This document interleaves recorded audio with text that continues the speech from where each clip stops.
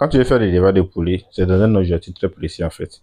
Tu ne viens pas faire parce que tu as appris qu'il y a l'argent dedans. Non. Avoir l'argent, c'est bon, mais ça ne suffit pas. Il faut de grandes motivations et puis il faut des objectifs et une vision derrière pour pouvoir réussir dans ce que tu veux faire.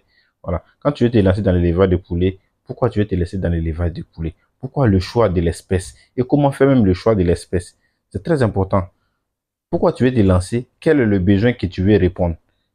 Parce que quand tu es selon dans l'entrepreneuriat, dans le business, c'est un besoin qu'on veut répondre.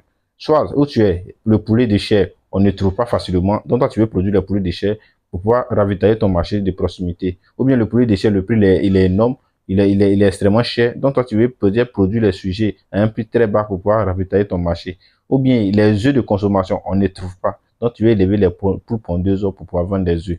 Voilà. Donc en fonction du besoin, tu peux vite avancer en fait.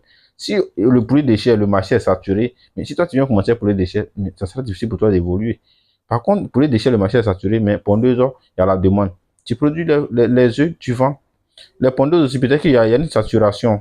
Mais à quoi tu lancé dans la production d'œufs? Tu peux te lancer dans autre chose en fait.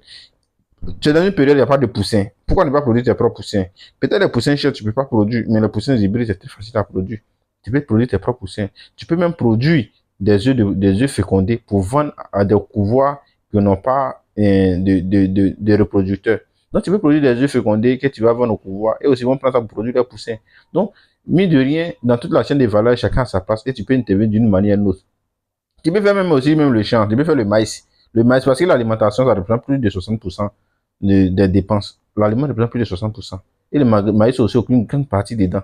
Tu peux faire le maïs, ça va sortir. Parce que ceux qui vont faire poulet, ils vont utiliser le maïs. Ceux qui font porc, ils utilisent le maïs. Tous ceux qui sont dans l'élevage, ils utilisent le maïs. Donc, tu vois qu'il y a beaucoup de paramètres qui vont avec, en fait. Donc, en fonction de ton budget, déjà, on peut te conseiller à trouver, à t'orienter dans le secteur, en fait. On ne vient pas dans l'élevage parce qu'il faut